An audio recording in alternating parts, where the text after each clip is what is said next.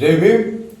ఈరోజు ముఖ్యంగా ఈ మీడియా సమావేశం జరపడానికి ముఖ్య కారణం ఏంటంటే రాయదుర్గం నియోజకవర్గం వ్యాపారాల గ్రామంలో విచ్చలవిడిగా అక్రమ బొగ్గు దందా అనేది జరుగుతూ ఉంది.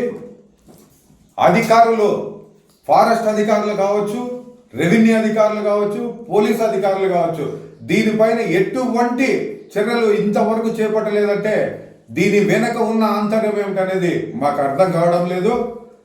ముఖ్య విషయం ఏమంటే అక్కడ అనుమతులు లేని బట్టీలు రాయదుర్గం నియోజకవర్గంలో చాలా జరుగుతూ ఉన్నాయి. కొన్ని అనుమతులు ఉన్నాయని చెప్పేసి కొన్ని అనుమతులతో కొన్ని బట్టీలు అనేవి జరుగుతున్నాయి. కానీ అనుమతులు ఇచ్చిండేది ఎంతవరకు, మీరు చేస్తున్నది ఎంతవరకు అనేది బహుజన్ సమాజ్ పార్టీ ప్రశ్నిస్తూ ఉంది. అక్కడ ఉన్న బాల కార్మికులను కూడా మీరు పనిలో పెట్టుకోవడం అనేది సరైన పద్ధతి కాదు. అక్కడ చదువుకున్న పిల్లలను కూడా పనిలో చేర్చుకుంటా ఉన్నారు. వాళ్ళు చిన్న పిల్లలతో కూడా పని చేయిస్తున్నారు, మహిళలతో పని చేయిస్తూ ఉన్నారు. మహిళలతో పని చేయిస్తున్న వారికి సరైన వసతులు అనేది కల్పించడం అనేది మీ బాధ్యత.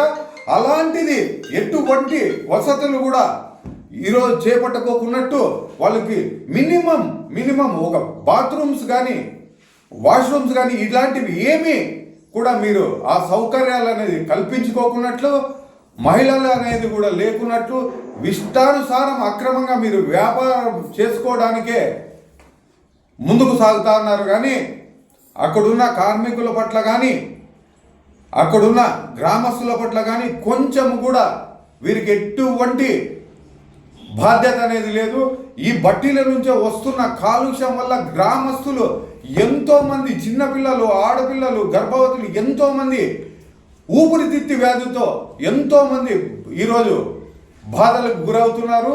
అదేవిధంగా ఈ కాలుష్యం వల్ల పంట నష్టం అనేది అనేకంగా పంట నష్టం అనేది జరుగుతూ ఉంది. ఈ కలప వస్తున్న ట్రాక్టర్లు ఎంతో భారీ లోడ్తో అక్కడికి రావడం జరుగుతూ ఉంది. అక్కడి నుంచి ఒక్కొక్క బట్టీ నుంచి వందలాది టన్నులుగా ఈ బొగ్గును తయారు చేసి ఇతర రాష్ట్రాలకి ఎటువంటి ట్యాక్స్ కట్టుకోకున్నట్టు ఇవి ఇతర రాష్ట్రాలకు అనేది తరలించడం అనేది జరుగుతూ ఉంది. దీని పట్ల అధికారులు ఏం చేస్తున్నారని చెప్పేసి బహుజన్ సమాజ్ పార్టీ ప్రశ్నిస్తూ ఉంది.